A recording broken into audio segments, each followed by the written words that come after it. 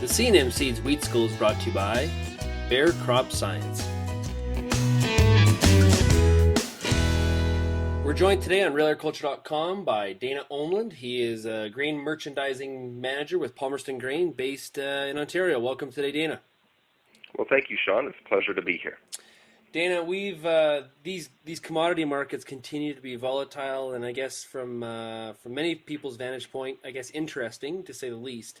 The USDA came out this morning and has revised some numbers, in particular to corn. What in a nutshell? What was the report? Yeah, the headline was that it was an absolute shocker.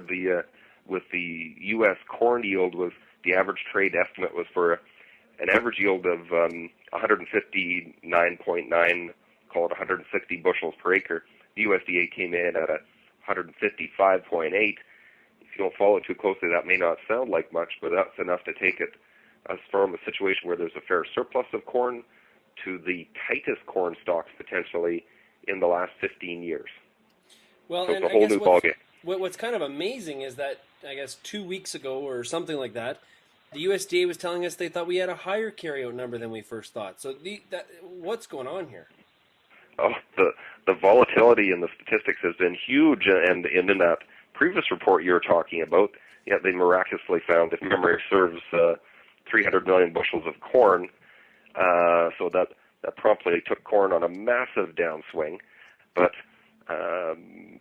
here we are going to the other extreme and racing up to the upside. So it does have a lot of people scratching their heads.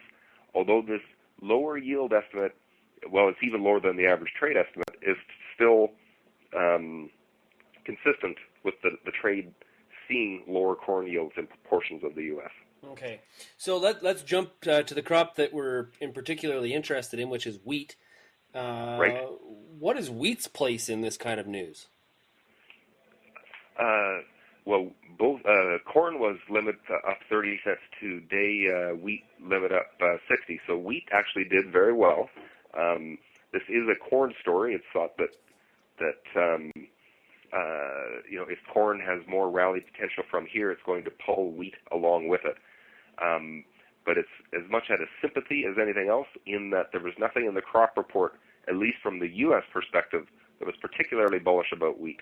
There's a fair 853 million bushel expected carryout of U.S. wheat this year, so that's far from scraping the bottom of the bin. So there is still some wheat out there, but I guess when corn moves, we can probably expect wheat to be a somewhat of a lag follower. Absolutely, wheat has been priced at quite an extraordinary premium, actually, over corn, priced to the extent that it's keeping it out of the feed market. Perhaps with numbers like this, we can see the corn gaining on wheat back to a more historical spread relationship. Yeah, when you mentioned that the premium in the wheat price already, I had read a couple people's commentary saying that the news of wheat was already priced in.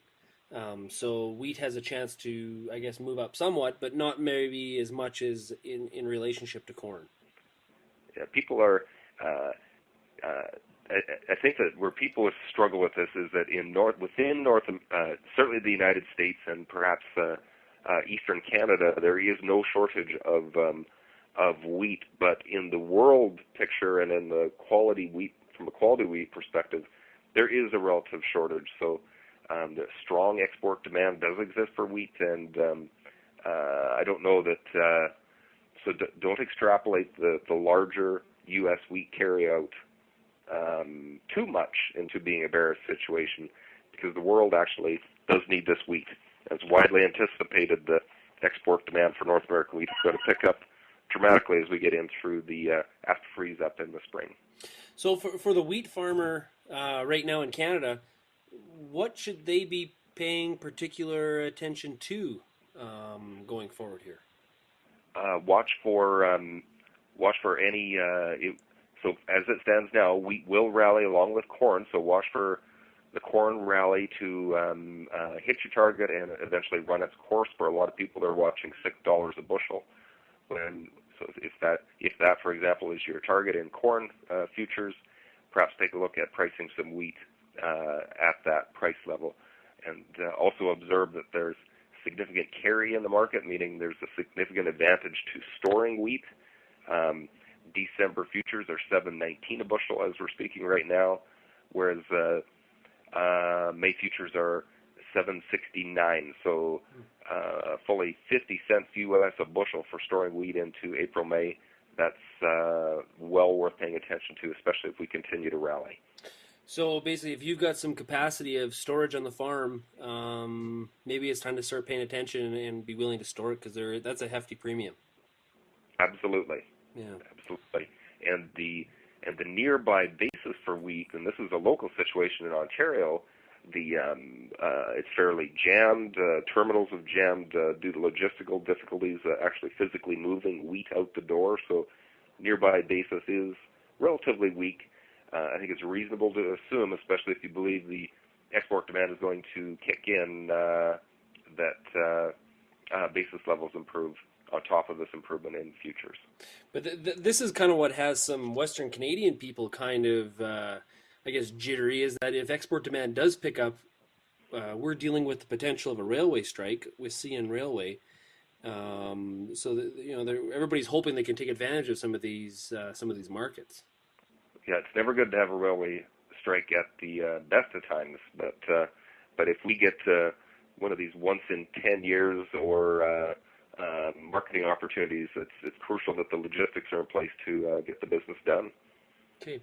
Well, Dana, thanks a lot for joining us today. We'll definitely be talking to you again in the future, and have a good Thanksgiving weekend. Well, same to you. Thank you, Sean. Take care.